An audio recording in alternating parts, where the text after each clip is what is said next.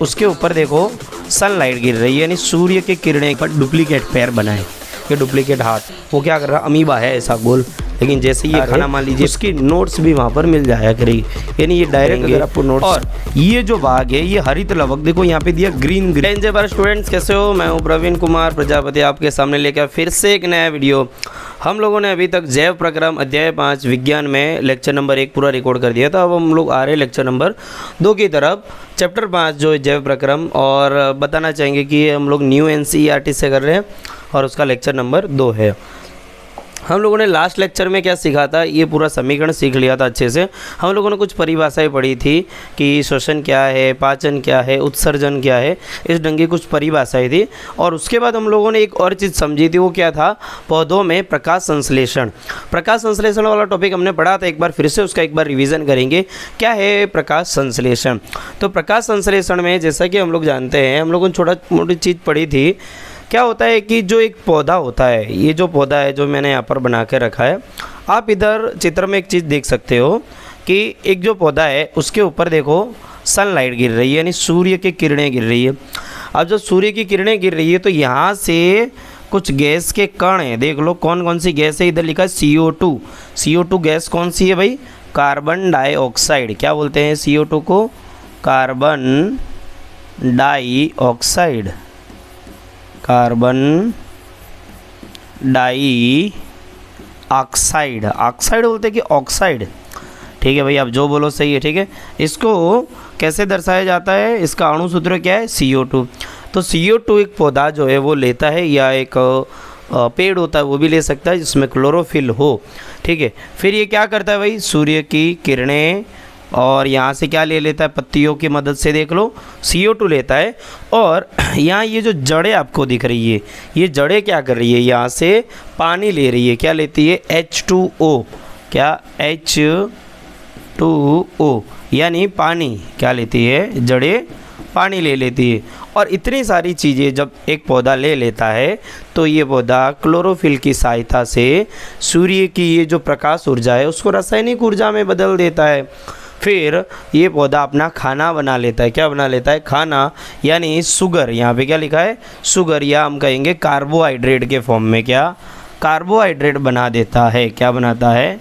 Carbohydrate. अच्छा, carbohydrate में आप लोग ग्लूकोज लिखेंगे। यहाँ पे हमको बुक में दिया गया है ग्लूकोज, ठीक है। ग्लूकोज ये जो पौधा है वो बना देता है। और फिर ये पौधा क्या कर रहा है? देखो O2 यानी ऑक्सीजन जो है वो वातावरण में छोड़ देता है, ठीक है। तो हम लोग जैसा जानते हैं, बचपन से एक चीज़ सीखता है कि हमको पौधों को बचाना चाहिए, पौधे हमारे लिए ये फ़ायदेमंद है, वो फ़ायदेमंद है। क्यों? क्योंकि पौधा हमें क्या देता है? ऑक्सीजन। क्या देता है? ऑक्सीजन देता है। अब चलिए थोड़ा सा इसका एक समीकरण देखते हैं। समीकरण क्या लिखा है यहाँ पर? 6CO2 प्लस 12H2O, यानी पानी के कितने? 12 अणु या 12 मोल कह सकते हैं। यानी अगर मैं पानी के 12 अणु लूँगा और कार्बन डाइऑक्साइड के मुझे 6 अणु लेने पड़ेंगे, तब जाकर मैं क्या बना पाऊँगा? ग्लूकोज। क्या? C6H12O6। और क्या बनेगा? Oxygen 6O2 plus 6H2O। ये बन गया। यहाँ पर क्या क्या बना है? देखो मैंने लिया क्या था इस निशान का, देखो प्लस कहाँ रखा जाता है, और ये निशानी क्या दर्शाती है? ये निशानी जो मैंने एरो बनाई है ये क्या दर्शाती है कि भाई ये अभिक्रिया के पहले के पदार्थ है और ये अभिक्रिया के बाद के पदार्थ है। अभिक्रिया के पहले जो पदार्थ होते हैं उनको हम लोग क्या कहते हैं? अभिकारक, यानी रिएक्टेंट। और ये सब क्या है? उत्पाद है। क्या है? उत्पाद, यानी प्रोडक्ट कहे जाएंगे। अब यहाँ पे लिया क्या क्या मैंने? देखो यहाँ पर कार्बन डाइऑक्साइड लिया है, तो ये CO2 कौन लेता है? पत्तियाँ लेती है। कहाँ से? वातावरण से। CO2 कौन लेती है? हमारी पत्तियाँ। कौन? पत्तियाँ लेती है। कहाँ से लेती है? वातावरण से। कहाँ से? वातावरण से। ये हमें पता होना चाहिए। फिर और ये जो पानी है वो कौन लेता है? तो पानी लेती है जड़ें। कौन लेती है? जड़ें, या हम कहें मूल भी कह सकते हैं, ठीक है। और ये लेती कहाँ से भैया? ये कहाँ से लेती है? ये ज़मीन से लेती है। कहाँ से? ज़मीन से। अच्छा, ये चीज़ें हमें चाहिए होगी प्रकाश संश्लेषण के दौरान। साथ ही हमें क्या चाहिए होगा भाई सब? क्लोरोफिल। क्या चाहिए होगा? क्लोरोफिल। हम लोगों ने लास्ट लेक्चर में जाना था कि क्लोरोफिल क्या चीज़ है, साथ ही हमें क्या चाहिए होगा, क्लोरोफिल। अच्छा, और क्या चाहिए होगा भैया, सूर्य प्रकाश। क्या चाहिए हो गया, हमारे सूर्य देवता जो है उसका प्रकाश, ये तो खास चाहिए होगा। अगर ये सूर्य प्रकाश नहीं होगा तो प्रकाश संश्लेषण होगा ही नहीं। ठीक है, ये दो चीज़ें हो जाएगी। फिर यहाँ से मुझे क्या मिलेगा भाई साहब, एक प्रोडक्ट मिला है। इसका नाम क्या है, ये प्रोडक्ट का नाम क्या है भाई साहब, इसको हम कहते हैं ग्लूकोज। क्या कहते हैं, ग्लूकोज बन जाता है। या हम कहेंगे कार्बोहाइड्रेट, आप ये भी कह सकते हो। क्या कह सकते हो, कार्बोहाइड्रेट। और क्या बना भाई, ये ऑक्सीजन। क्या बना है, ऑक्सीजन। और ये क्या बना है, पानी। ये याद रखना है। कैसे याद रखेंगे भाई, हमको एक चीज़ पता है कि पौधे हमें क्या देते हैं, या वनस्पतियाँ हमें क्या देती है, ऑक्सीजन देती है। ठीक है, तो ये वनस्पतियों ने ऑक्सीजन कब दी हमें, जब उन्होंने प्रकाश संश्लेषण की एक प्रक्रिया की। फिर ये पानी के 6 अणु कहाँ जाएंगे, तो ये भी पौधे हमें देते हैं। बोले कैसे देते हैं, जो पत्तियाँ होती है ना, पत्तियाँ, उसके अंदर से छोटे छोटे छिद्र होते हैं, उसके अंदर से पानी बाहर आ जाता है। वो पत्तियों के छोटे छिद्रों को हम रंध्र बोलते हैं। उसके विषय में भी अभी हम लोग जस्ट थोड़ी देर बाद पढ़ने वाले हैं। ठीक है, तो इसीलिए हम लोग जानते हैं कि पेड़ पौधों के नीचे ठंडक होती है थोड़ा सा।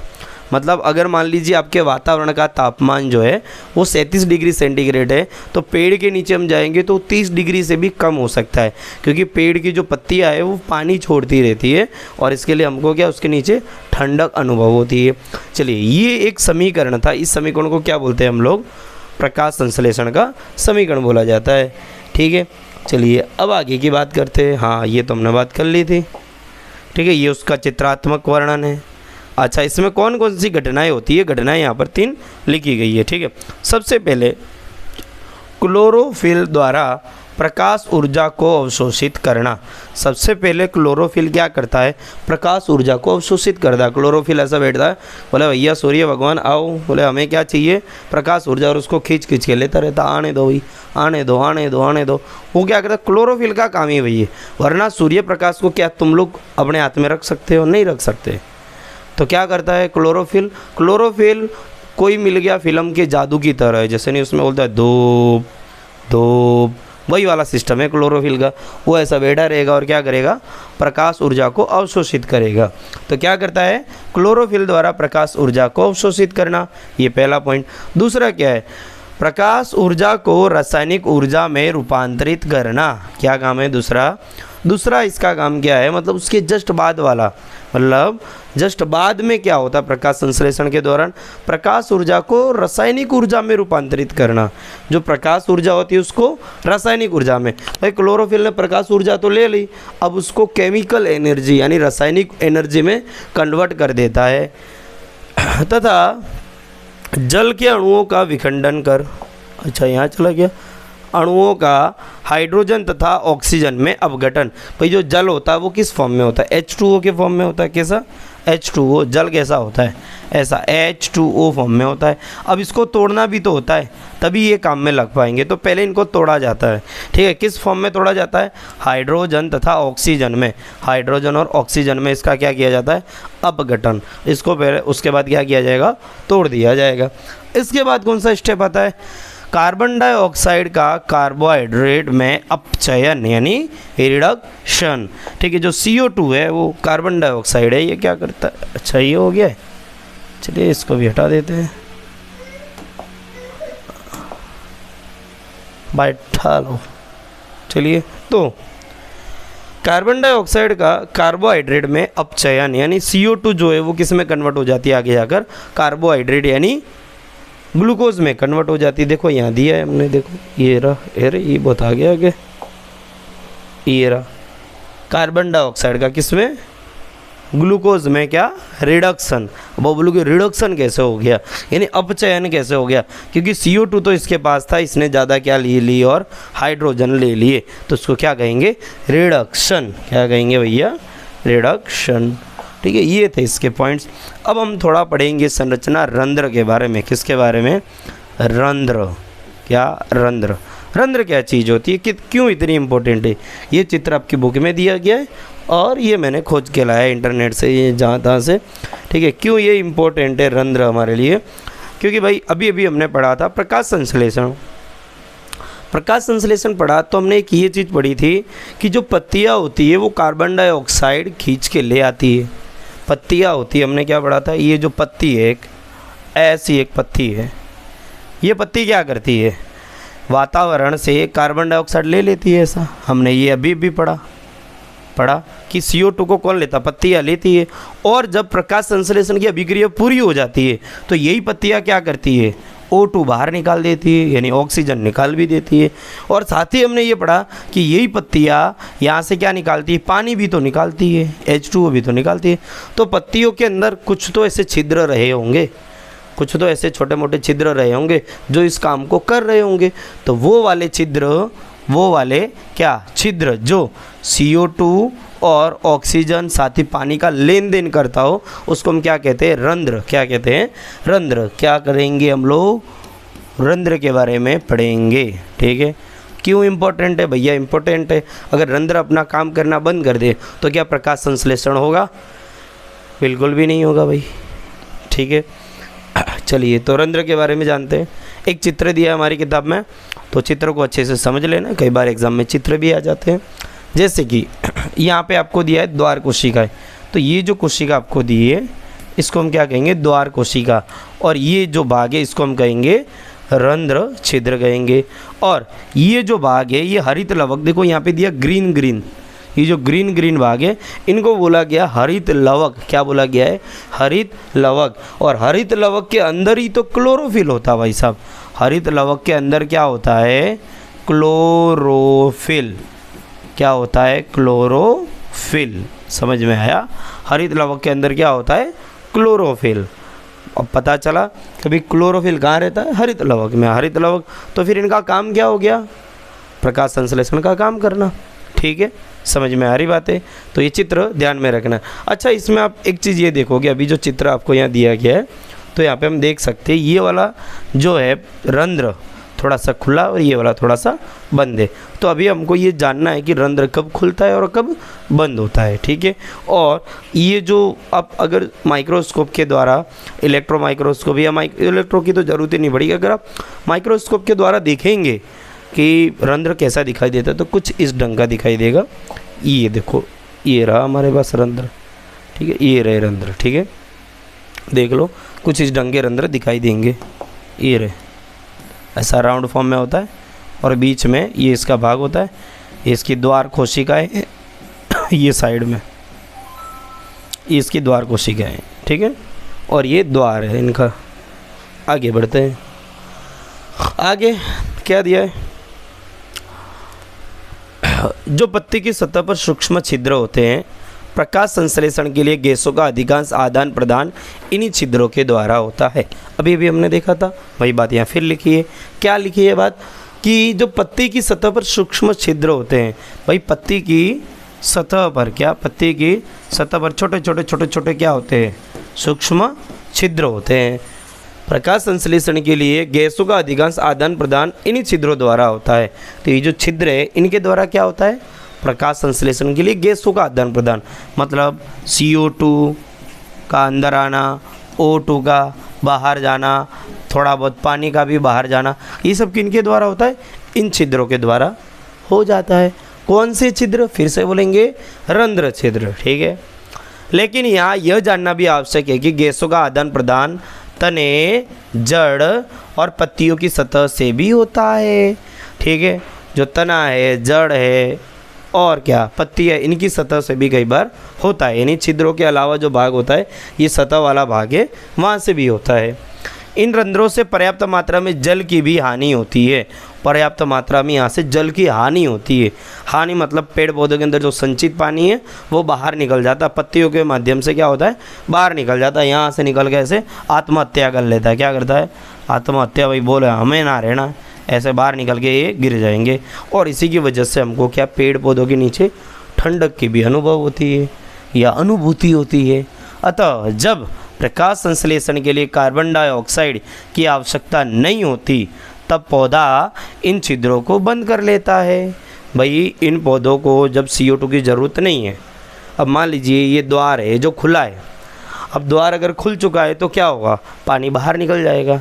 लेकिन पौधों को पानी चाहिए, तो ये क्या करेगा, जब इनको CO2 की आवश्यकता होगी तभी ये खोलेगा। CO2 की आवश्यकता नहीं है तब क्या करेगा, बंद कर देगा। और ये पानी बड़ा चालाक है, जब द्वार खोलता है पौधा क्या करता है, अपने द्वारों को खोलता है कि भाई आ जाओ CO2 आ जाओ, और उतने में पास से पानी भैया निकल लेते, बोले हम तो भैया यहाँ से चले जाएंगे। जैसे ही यहाँ से द्वार खुल जाता है कि भाई CO2 आप अंदर आइए, और जैसे ही CO2 को अंदर बुलाया जाता है उतने में घर से एक व्यक्ति बाहर चला जाता है। जब ने आप छोटे बच्चों को, पानी जैसे छोटे बच्चे जैसा है, आप घर में उसको बांधे रखो, मतलब पकड़ के रखो थोड़ी समय। जैसे आपने दरवाज़ा खोला, कोई मेहमान आया, बोले यार मेहमान आ गए, मेहमान कौन है, CO2 साहब, बोले मेहमान आ गए, ये ऑक्सीजन बन के बाहर जाएंगे।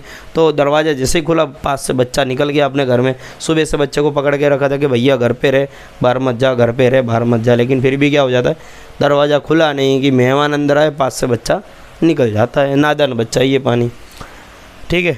तो तब पौधा इन छिद्रों को बंद कर लेता है, यानी जब इन CO2 की आवश्यकता नहीं होती है तो ये पौधा क्या करता है, छिद्रों को बंद रखता है ताकि पानी की हानि ना हो। छिद्रों का खुलना और बंद होना द्वार कोशिकाओं का एक कार्य है।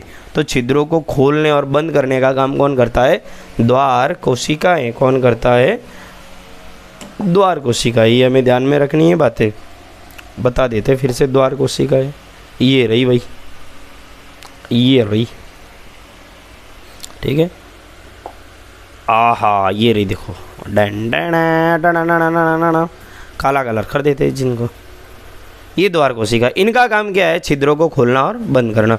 जब पौधे के अंदर पानी की अधिकता होगी या इनको CO2 की आवश्यकता होगी तो क्या कर लेगा, यहाँ पानी भर जाता है, और पानी भरने की वजह से ये जो द्वार है वो खुल जाता है और रंध्र छिद्र खुल जाता है। तो क्या होगा, यहाँ से CO2 का लेन देन हो जाएगा, सॉरी लेन देन नहीं, मतलब CO2 को अंदर ले जाएंगे और O2 को भी बाहर ले आएंगे। तो और पानी की कमी होगी तो द्वार कोशिका सिकुड़ जाएगी, जिससे क्या हो जाएगा, रंध्र बंद हो जाएगा। ये कौन सा रंध्र है, बंद वाला रंध्र है, ठीक है भाई। चलते हैं आगे बढ़ते हैं, ये रहे यहाँ पर। द्वार कोशिकाओं में जब जल अंदर जाता है तो वे फूल जाती है, ठीक है। द्वार कोशिकाओं में जब जल अंदर जाता है तो वे फूल जाती है और द्वार खुल जाता है और रंध्र का छिद्र खुल जाता है, और रंध्र का हम कहेंगे छिद्र खुल जाता है। इसका रिवर्स भी होता है। चलिए भाई, हाँ अच्छा, अब आगे वाला एक्स्ट्रा पॉइंट आ गए, ये काम का नहीं है। इन पौधों को जैसे हमारे बॉडी के अंदर पानी और खाने के अलावा कुछ मिनरल की ज़रूरत होती है। मिनरल क्या होते हैं, जैसे कि नमक वाली चीज़ें होती है वो भी हमें आवश्यक होती है, पोटेशियम भी चाहिए, कैल्शियम भी चाहिए। तो आजकल लोग क्या करते हैं, उन चीज़ों के लिए ऐसे दवाइयों पे निर्भर है। कोई दवाइयाँ लेता है कैल्शियम की, कोई विटामिन C की दवाइयाँ लेता है, कोई विटामिन E की दवाइयाँ लेता है। तो इसी तरीके से जो पौधा है ना हमारा, क्या पौधा, ऐसे करके ऐसा वाला पौधा, ठीक है, ये ऐसे वाला ऐसा वाला जो पौधा है वो क्या करता है, इनको भी मिनरल की आवश्यकता है। किसकी, मिनरल्स की आवश्यकता है। तो ये मिनरल्स लेगा कहाँ से, ये कहाँ से लेगा भैया, जड़ से लेगा। कहाँ से, जड़ से। कहाँ से, जड़ से। जड़ मतलब तने जो, तो सॉरी मूल, मूल मूल मूल से, अच्छा मूल दो शब्द है, जड़ और मूल, ठीक है। चलिए अब देखते हैं बुक में क्या लिखा है। अपने शरीर निर्माण के लिए अन्य कच्ची सामग्री की भी आवश्यकता होती है। स्थलीय पौधे प्रकाश संश्लेषण के लिए आवश्यक जल की पूर्ति जड़ों द्वारा मिट्टी में उपस्थित जल के अवशोषण से करते हैं। भैया अभी वही बात हमने पढ़ी थी कि ये पौधे हैं वो जल की आपूर्ति कैसे करते हैं। पौधे जल कहाँ से लेते हैं, जड़ से। कहाँ से, मूल से, जड़ से। जड़ जड़ समझ में आ रही बात है। जैसे कि ये हमारा है पौधा, डैंडा, इसके नीचे क्या है, जड़ें, और यहाँ से जड़ क्या लेती है, पानी, क्या लेती है, H2O। समझ में आ रही बात है।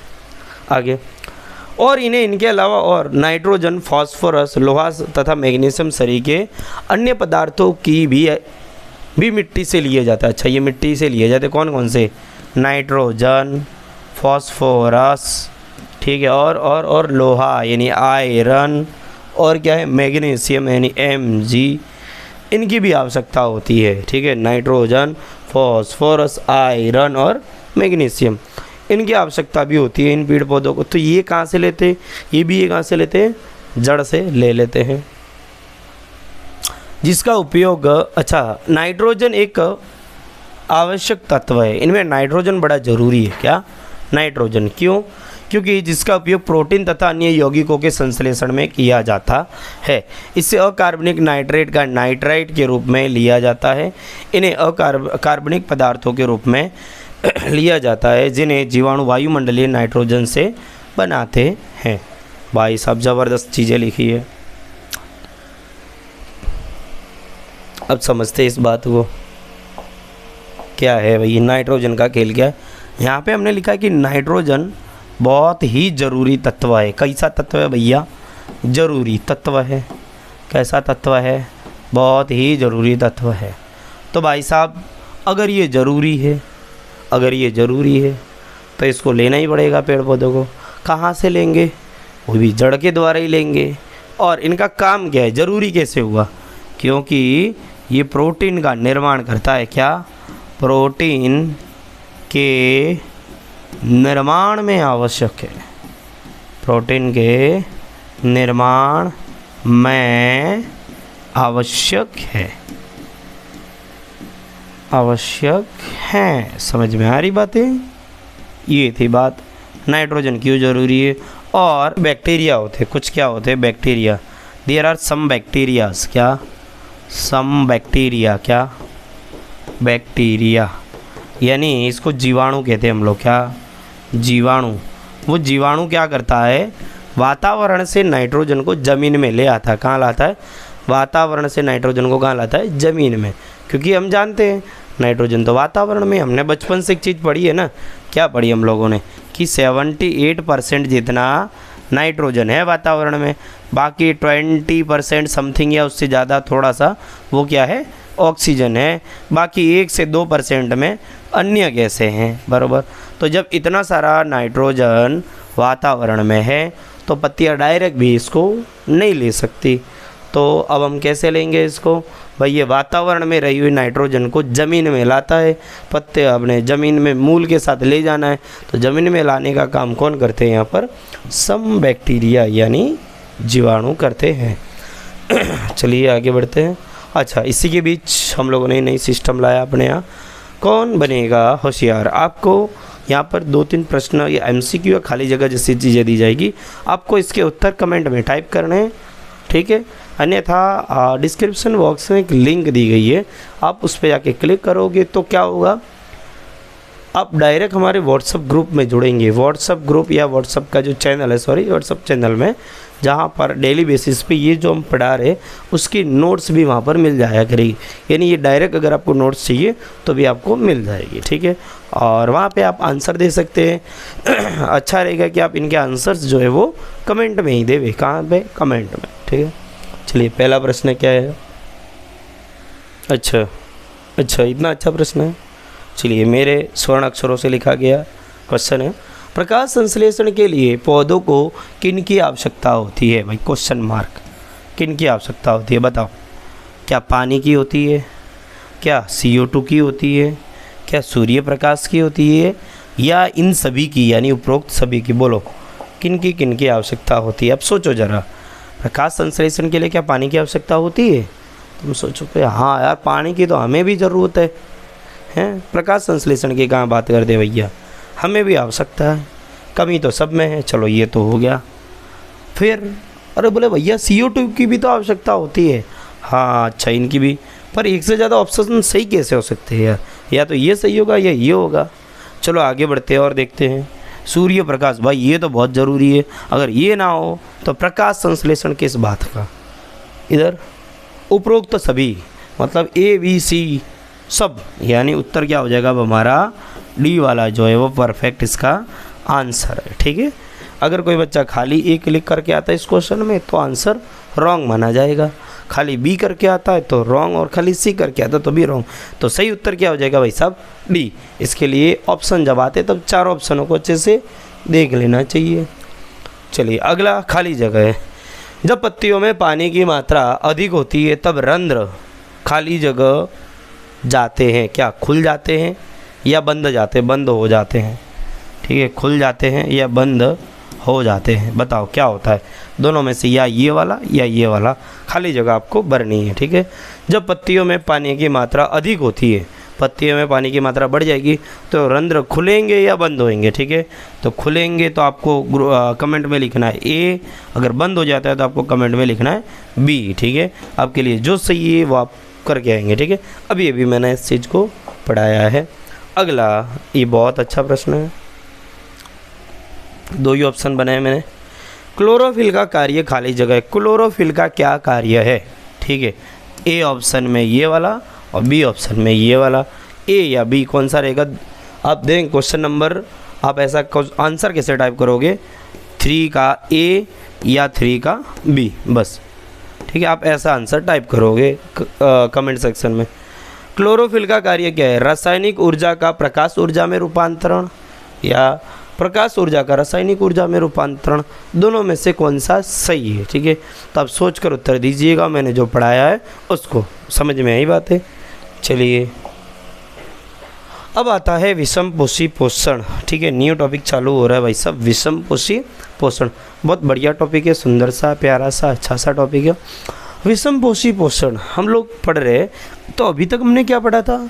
वो था स्वपोषी पोषण। ठीक है, अब हम पढ़ने जा रहे हैं वो कौन सा? विषम पोषी पोषण। स्वपोषी पोषण ऐसा जो सजीव स्वयं पे निर्भर हो, स्वयं पे निर्भर हो, दूसरों पे निर्भर ना हो। ठीक है, यानी खुद ही खाना अपना खुद बनाते हो, वो स्वयं पोषी थे। अब हम पढ़ रहे हैं वो क्या है? विषम पोषी पोषण। क्या है भाई विषम पोषी पोषण? प्रत्येक जीव अपने पर्यावरण के लिए अनुकूलित है। बहुत अच्छा, ये एनसीईआरटी की लाइन है, मेरे को समझानी पड़ती है क्योंकि एनसीईआरटी की जो लाइन है शुद्ध हिंदी में, एकदम प्योर हिंदी, जो इतनी अच्छी है ना कि कभी कभार जो व्यक्ति मतलब यूपी बिहार का नहीं है तो उनको ये लाइनें समझ में नहीं आती। यानी जो बच्चा गुजरात में रह रहा है और हिंदी माध्यम की पढ़ाई कर रहा है, उसमें भी यही बुक है। राजस्थान वाला बच्चों को भी कभी कभी इतनी शुद्ध हिंदी से प्रॉब्लम हो जाती है। ठीक है, तो इन लाइनों को हम लोग यहाँ पे थोड़ा थोड़ा एक्सप्लेन कर देते हैं। भोजन के स्वरूप एवं उपलब्धता के आधार पर पोषण की विधि विभिन्न प्रकार की हो सकती है। इसके अतिरिक्त यह जीव भोजन ग्रहण करने के ढंग पर भी निर्भर करता है। ठीक, ये लाइनें नहीं समझ में आई होगी, मुझे भरोसा है अगले उदाहरण से ज़रूर समझ में आएगी। उदाहरण के लिए, यदि भोजन स्रोत अचल है जैसे कि घास या गतिशील है जैसे हिरण, दोनों प्रकार के भोजन का अभिगम का तरीका भिन्न भिन्न है तथा गाय व शेर किस पोषक उपकरण का उपयोग करते हैं? भैया देखो, भोजन का प्रकार अलग अलग है। जैसे कि ये गाय है, उसको भोजन आसानी से मिल जाता है, तो क्या होता है, गाय आसानी से भोजन मिल जाता है उसको, जब घास उगती है तो जाके खा लेती है। लेकिन शेर जो है उसका भोजन क्या है? हिरण, जो क्या है गतिशील है। आप जानते हो ना कि शेरों की संख्या कम क्यों है? एक बात बताओ, क्योंकि ऐसा भी हो सकता है ना, एक जब दुनिया का निर्माण हो रहा होगा तो जीवित कौन बचा, या जिनकी जनसंख्या किनकी ज़्यादा बढ़ी, जिनको भोजन आसानी से मिल जाए। कल को अगर दुनिया से चावल दाल सब कुछ मिटा दिया जाए, खाली मांस रखे जाए, तो कुछ शाकाहारी मांसाहारी बनेंगे और कुछ शाकाहारी मर जाएंगे और उनका अस्तित्व क्या हो जाएगा? हो सकता है कि समाप्त हो जाए। तो शेरों का कुछ ऐसा ही है। शेरों की संख्या कम होने का कारण यही है, उन्हें चाहिए प्योर एकदम ताज़ा ताज़ा फ्रेश मांस। ठीक है, तो भोजन का तरीका और अभिगम इनका भिन्न भिन्न हो सकता है। जीवों द्वारा भोजन ग्रहण करने और उनके उपयोग की अनेक युक्तियाँ हैं। जीव भोजन ग्रहण करने का उनका तरीका अलग अलग है। जैसे गाय हम करके खाती रहती है और शेर मतलब चीर फाड़ के खा जाता है, जानते ही आप।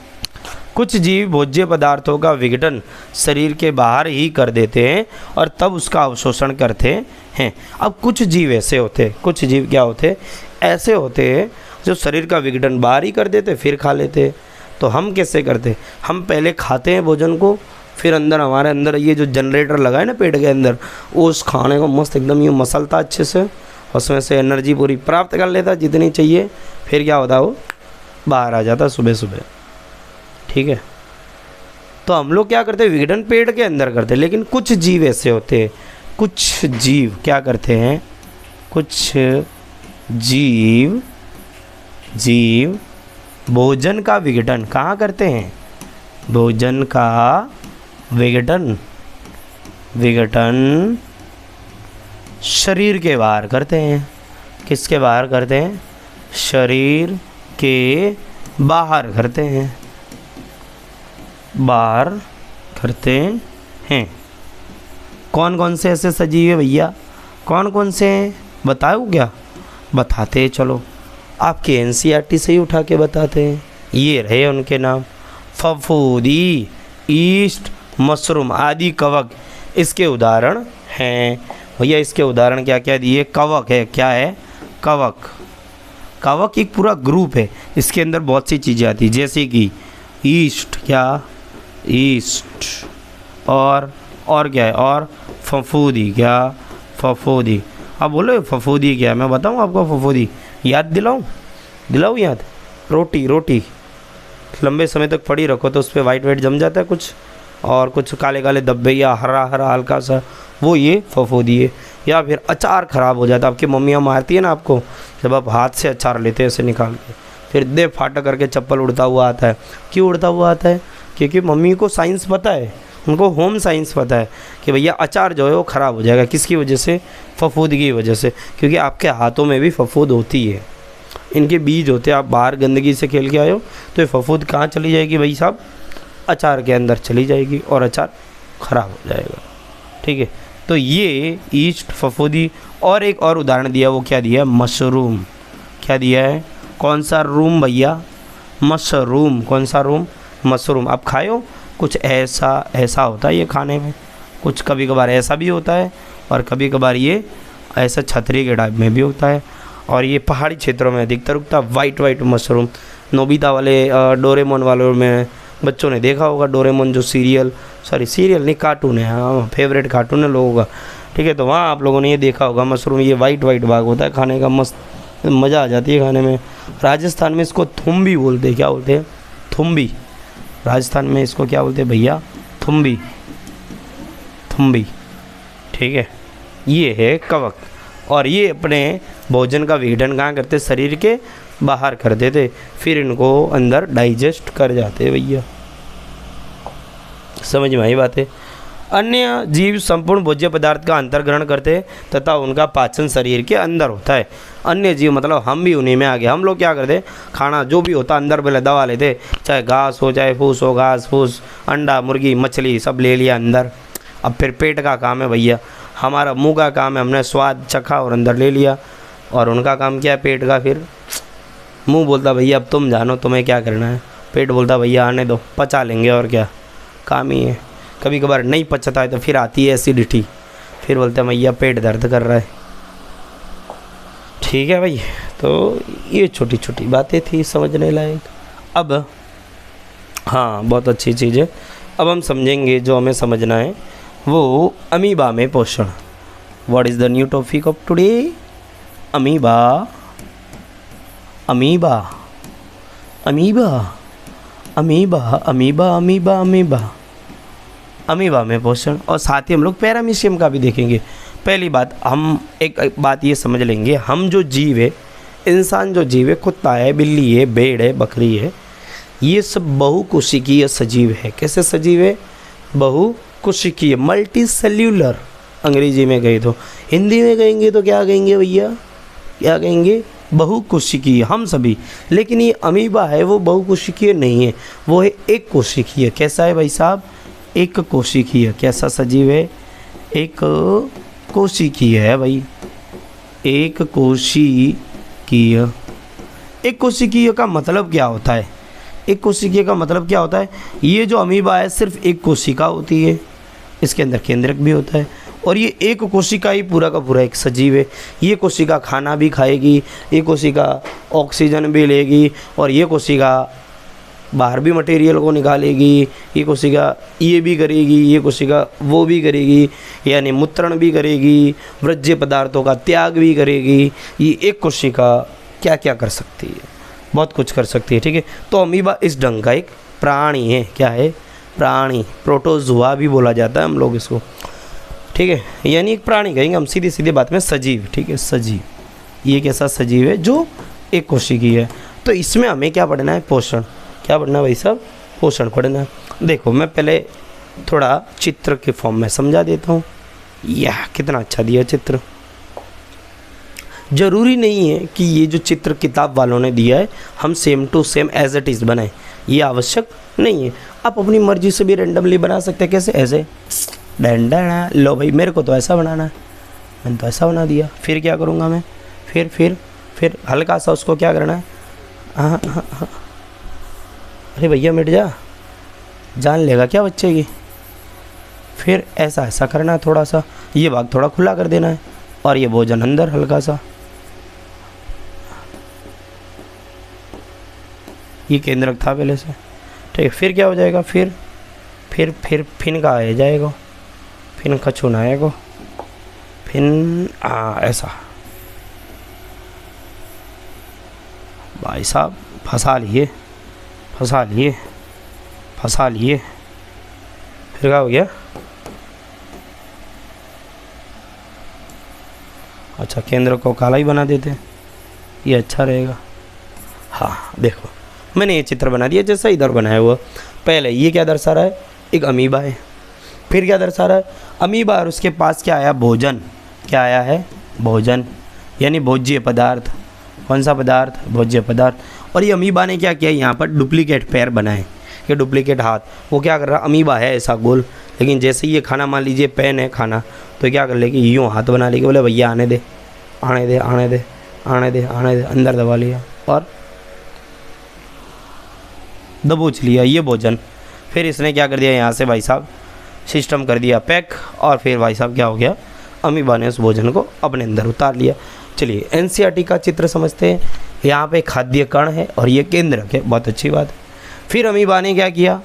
कूटपाद बनाए, पादाब या कूटपाद या डुप्लीकेट पैर बना दिए, जो ऐसा दर्शाएंगे कि भाई मतलब हमारे पैर है और ये भोजन भाई साहब यहाँ आके फंस गए। फिर क्या हो रहा है? फिर थोड़ा और जूम कर दें तो और अच्छा दिखेगा। फिर क्या हो रहा है? खाद्य कण फंस गया और यहाँ पर क्या बन गई? ये जो सिस्टम बना है, ये कैविटी जो बनी, ये जो खाली जगह बनी, इसको क्या बोलते हैं? खाद्य रिक्तिका। यानी ऐसी रिक्तिका, यानी ऐसी खाली जगह जो भोजन को ग्रहण कर रही है, यानी मुंह का काम कर रही है एक ढंग से, ठीक है। फिर ये अमीबा ने क्या कर लिया? उस भोजन को अपने अंदर समाहित कर लिया, उसको पचा लिया, और पचाने के बाद बिना पचा हुआ पदार्थ जो भी रहता है वो क्या कर दिया जाता है? अमीबा अपने शरीर से बाहर फेंक देता है। भाई क्या करता है? बाहर फेंक देता है। अब हम चलते हैं एनसीईआरटी की कुछ लाइनों पे जो अमीबा के बारे में समझा रही हो, ठीक है। चलिए, हाँ, अमीबा कोशिकीय सतह से अंगुली जैसे अस्थायी प्रवर्त की मदद से भोजन ग्रहण करता है। कोशिकीय सतह से यानी अमीबा क्या करता है भाई साहब? ये जो अमीबा अपनी सतह से भोजन ग्रहण करता है। कैसे? अस्थायी प्रवर्त मतलब क्या? जो डुप्लीकेट पैर बनाए थे ना, वो अस्थायी है क्योंकि कुछ टाइम बाद वो मिट जाते हैं। यह प्रवर्त भोजन के कणों को घेर लेते हैं, अभी घेर लिया था तथा संगलित होकर खाद्य रिक्तिका बना देते, और वो दोनों भाग मिलकर क्या बनाते थे? खाद्य रिक्तिका। जैसे अमीबा, लास्ट में ये कैसा बन जाता है? कुछ ऐसा बन जाता है। इधर तो इसका केंद्रक है और इधर भोज्य पदार्थ है, और ये इतना भाग क्या कहलाएगा? खाद्य रिक्तिका बन जाती है। फिर खाद्य रिक्तिका के अंदर जटिल पदार्थों का विघटन सरल पदार्थों में किया जाता है। भाई भोजन का काम ही क्या है? भोजन का पचाने का मतलब क्या है? जो जटिल पदार्थ है उसको सरल में बदलना। पच क्यों रहा है हमारे पेट में? देखो मेरा ये पेट है, इसके अंदर खाने का क्या होगा? ये जटिल खाना मैंने रोटी या सब्जी जो भी खाई है, फिर उसको सरल में बदलेगा। फिर सरल में बदल के कहाँ जाएगा? डायरेक्ट ब्लड सर्कुलेटरी सिस्टम में, और फिर शरीर के सभी जगह पर ये जो खाने की एनर्जी उसको पहुँचाया जाएगा। खाद्य रिक्तिका के अंदर जटिल पदार्थों का विघटन सरल पदार्थों में किया जाता है, और वे कोशिका द्रव्य में विसरित हो जाते हैं, यानी कोशिका द्रव्य में मिल जाते हैं। बचा हुआ अपच पदार्थ, अब जो पदार्थ कुछ ना कुछ तो बच जाता है। जब हम खाना खाते या पचाते, या मैंने खाना खाया, जो मेरे को एनर्जी मिली, और बचा हुआ पदार्थ कब निकलता भैया? जनरली लोग सुबह जाते हैं लोटा लेके, लोटा पार्टी सुने हो? ओ टॉयलेट मूवी में काहे भैया लोटा पार्टी। अक्षय कुमार की बात ही अलग है, मतलब जो क्या बताऊँ मैं अक्षय कुमार के बारे में। अक्षय कुमार चीज़ ही ऐसी है, अक्षय कुमार जो मूवियाँ बनाता है कई बार बहुत अच्छी लगती है। कारण ये है कि वो सामाजिक कुप्रथाओं को ऊपर ले आती, जैसे कि टॉयलेट, उसमें उसने बहुत अच्छा किया है। फिर पैडमैन मूवी बनाई, फिर उन्होंने रक्षाबंधन मूवी बनाई, जो भी एक मतलब कुप्रथाओं पे थी। रक्षाबंधन मूवी किस पे थी, जो भिखारी जो होते हैं ना, वो मांगते हैं, क्या बोलते हैं, दहेज, उन पे बनी हुई थी। और क्या बताया, कुप्रथाएँ हैं। चलाने का काम भी स्त्रियाँ ही करती है और चलती भी स्त्रियों के विरुद्ध में ये ऐसे प्रथाएँ। ठीक है, फिर क्या है आगे, तथा शरीर से बाहर निष्कासित कर दिया जाता है पैरामीशियम। बस यहाँ तक तो क्या था, अमीबा में पोषण। इसके बाद किस में आ रहा है, पैरामीशियम में। किस में आ रहा है, पैरामीशियम। अब आप बोलोगे सर पैरामीशियम क्या है, चलिए बताते पैरामीशियम क्या है। पैरामीशियम में भी सेम सिस्टम होता है, थोड़ा सा अलग होता है। पैरामीशियम कुछ ऐसे लगन, चप्पल के आकार का, कैसा, चप्पल के आकार का। और पैरामीशियम के बाहर ऐसी ऐसी ऐसी ऐसी ऐसी क्या होती है, छोटी छोटी छोटी छोटी छोटी छोटी छोटी छोटी छोटी छोटी संरचनाएं होती है। और इसको क्या बोलते हैं, पक्षमाभ। क्या बोलते हैं, पक्षमाभ। क्या बोलते हैं, पक्षमाभ, पक्षमाभ। ये पैरामीशियम भी क्या है, एक कोशिकीय है। कैसा है, एक कोशिकीय है। और भाई और क्या है, तो अमीबा में और इसमें पाचन एक ही ढंग का होता है, लेकिन अमीबा में इसमें फ़र्क क्या है मैं बता देता हूँ। अमीबा जो है वो भोजन को कहीं से भी ले सकता है, सतह के किसी भी भाग से भी ले सकता है। जो अमीबा है वो भोजन यहाँ से आया तो यहाँ से ले लेगा, यहाँ से आया तो यहाँ से ले लेगा, यहाँ से आया तो यहाँ से ले लेगा। लेकिन पैरामीशियम में ऐसा नहीं। पैरामीशियम में मान लीजिए भोजन यहाँ आया तो ये पक्षमाभी का इस भोजन को फंसा कर उस सिरे तक ले जाती है जहाँ से भोजन को अंदर ले जाना होता है। मान लीजिए जैसे हमारे में मुंह होता है वैसा, ऐसा सिरा। ठीक है, यानी अगर भोजन यहाँ है तो ये पक्षमाभिका क्या करती है, इस भोजन को यहाँ ले आएगी। अगर भोजन यहाँ है तो पक्षमाभिका क्या करेगी, इसको यहाँ से फंसा कर डायरेक्ट यहाँ ले आएगी और भोजन चला जाएगा अंदर। ये था किसमें पोषण, पैरामीशियम के अंदर। ठीक है, तो भैया आज हमने क्या पढ़ा, प्रकाश संश्लेषण के बारे में थोड़ा पढ़ा, रंध्र की संरचना और रंध्र के बारे में पढ़ा, और क्या पढ़ा, और हमने अमीबा में पोषण और पैरामीशियम के बारे में थोड़ा सा पढ़ा है। ठीक है, नेक्स्ट टाइम हम लोग पढ़ेंगे मनुष्य में पोषण के बारे में। तो पढ़ते रहे, और वीडियो कैसा लगा है, किस ढंग का है, आगे भी आपको लाजवाब मज़ेदार वीडियो, इंटरेस्टिंग वीडियो के साथ पढ़ाई करने को मिलेगी। और शेयर करें, सब्सक्राइब करें, लाइक भी कर ही देना है, दूसरे विद्यार्थियों को भी भेज देना है। तब तक के लिए जय हिंद, जय भारत।